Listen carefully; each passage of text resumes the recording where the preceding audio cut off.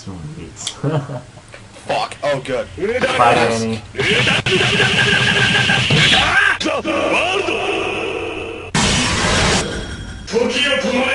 I'm back. そして時は動き出す。 A little dancing around. Wow.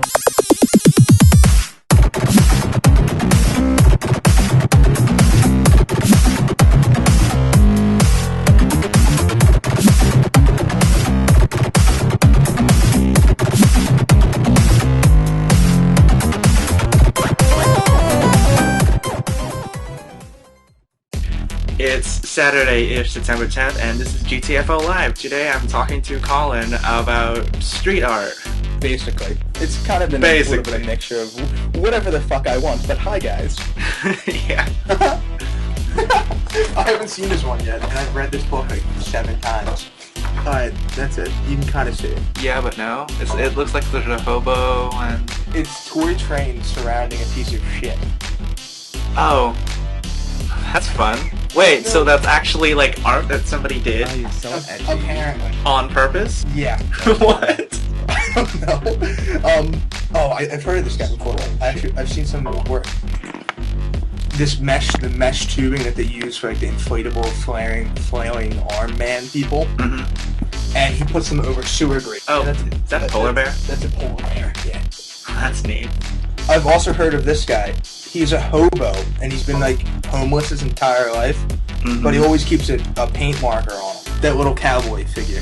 By any chance, did you see the documentary Exit Through the Gift Shop? I've been meaning to, but I should haven't. honestly watch it, but yeah. It features the very first famous French graffiti artist other than Invader. I actually forget the man's name at the moment. His Mr. A is the name of him. But he's been doing this character. He travels the world making that character.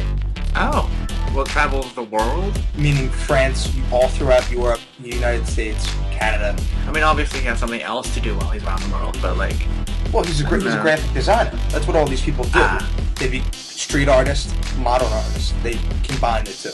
And that's how they make their money. Whatever happened to, like, sculptures and painting? Well, sculptures now, they do pieces nowadays. They'll make sculptures out of metal, and they'll walk down the street. They'll take a blowtorch and weld it into the metal. Sculpture graffiti. Yeah. Oh, another thing, I've been meaning to put it in the thread, but it's called wheat pasting. And what it is go to Staples, create an image, doesn't matter what it is, take a bucket, make this mixture called wheat paste. It's like super strong, super glue, but you can make it in giant batches. Take a paint roller, take your image, roll some paste down, put it up, roll over top of it. Impossible to rip down, stays there for at least 5 years. You know Shepard Fairey by any chance? Nope. Shepard Fairey is the man, you know the Obama poster where it's him in the blue and the red and it says hope underneath of it? Oh, that guy? He uses wheat paste to put those posters up all over the world.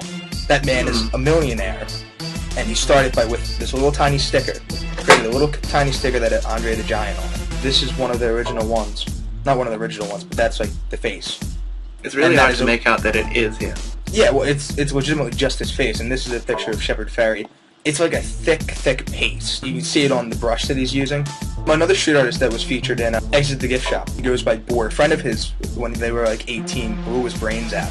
That movie's kind of like doing a lot for like exposure for all these people. It extremely is. Now the whole basic thing about it is they were calling it a fake. What it was originally is that someone was creating, it was a French man. He's depicted as a poor French immigrant moving to LA, starting up a trendy clothes business, selling like non-designer shit to hipsters basically. His entire thing is he's working with Invader, who is his cousin. Invader is the man who he takes Rubik's cubes and makes mosaics out of them, and then he takes caulk, like a caulk gun, caulk the air, wow, and then he'll stick it up. He puts them all over the world. He's another very famous graffiti artist. But what it is Invader is this guy's cousin. He gets him involved with the other French guy I was talking to you about earlier. Mr. A is the guy's name. From there, he leaves France, goes back to LA, and he starts working with Invader. Invader meets the guy Shepard Fairey that I was telling you about earlier. Shepard Fairey eventually introduces him to Bansky. I know I'm mispronouncing that, but he starts working with Bansky, and he raises his trust, and then this guy becomes an artist. The entire thing is he's been documenting this shit for 10 years. So he goes back to LA, makes a documentary, and then it comes out, and it's like, it's utter shit. What he described it as, an hour and a half of some mentally challenged person flipping through a TV. He's like, you know what, why don't you go back to LA and maybe be a street artist. Go ahead, you go do that and you give me your tapes. Bansky ends up making a documentary about this man. He becomes a semi-famous street artist. He becomes a pop artist. But the whole thing is, he didn't make any of the art. He picks out ideas and then he hires college art students to make it for him. Yeah, that's a no-no apparently. Even though graffiti has no rules, blah blah blah. Bansky makes a documentary about him selling his paintings for like 30 grand a pop. Everyone's like, this is bullshit, this is fake. Bansky made this Frenchman character, and it's all fictional documentary, it's not an actual documentary. It's kind of interesting to hear about all this drama when normally we just like hear about or see the art. You look and then there's all this background shit going. Well, my thing is, you wouldn't expect it. Like, graffiti is graffiti. It's supposed to be that simple. The reason why I think it's all this bullshit drama. This one guy, he beat the system. He followed these guys around for 10 years, where they all started from little people drawing little shit. They all started from that. When this man comes out of nowhere, opens up $1 million show. Like, I honestly just found out this bit recently. The whole thing is that the movie depicted him as a poor Frenchman who made up a shop, when he actually comes from a very rich French family. So his family buys a whole bunch of property in LA, and that's how he gets all these street artists. He's like, you can openly do work on my buildings. And that's how he becomes friends with all these street artists. And then it escalates from there.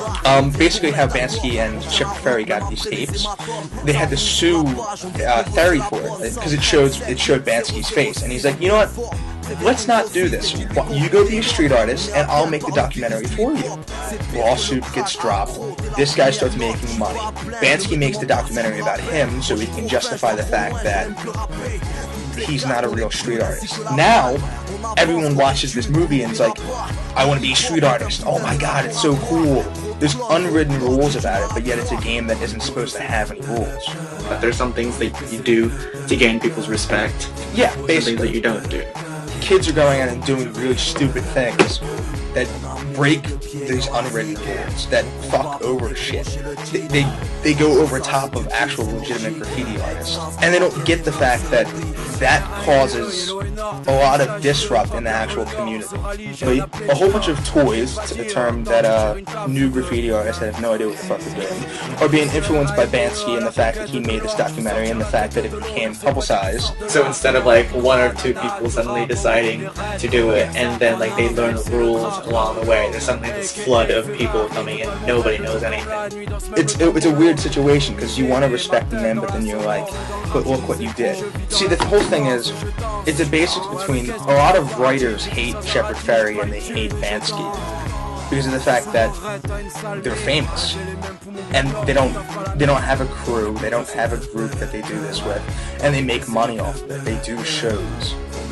I'm in the middle about it. Like, on the one hand, it seems like more clever to like bring in more resources so that you can do what you do.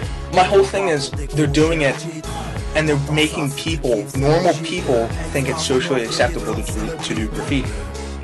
Isn't that like what we're fighting for, really? My whole thing is, most people do graffiti because of the fact that when you walk into a city, you get bombarded. When you watch TV, when you listen to a radio, any of those two things, you get bombarded with advertisements, with random shit that companies are throwing at you. Companies, the government, whatever the fuck it is. You're being raped by visuals.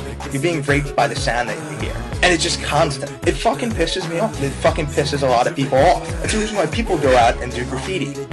But then again, there are other people who go out because of the sense of adventure of doing something that you're not supposed to. In the fact that, yeah, you're breaking the law. And then you have those people who are like, no, I want it to be against the law. I want it to be so I can't walk out on the street and put this sticker and slap it up somewhere. And then you have people, because they want to seem like badasses, because they do it because it's cool. If you do it because it's cool and you do it because you saw that Bansky guy doing it, number one, you're going to get your ass kicked by actual legitimate graffiti artists. Number two, you're going to piss a shit ton of more people off. That's where it gets me. Don't do it because you think it's cool. Don't do it because you're breaking the law. Do it because you have to. Do it because you tried it once and you got fucking addicted to it. because it's your art. That's how you do it. Basically, it's do it, because that's the only way you know how to express yourself. End rant. That's all the time we have for today. Don't forget to subscribe to this channel, rate this video even if you hate it, leave comments below, and of course join us at GTFOLive.com.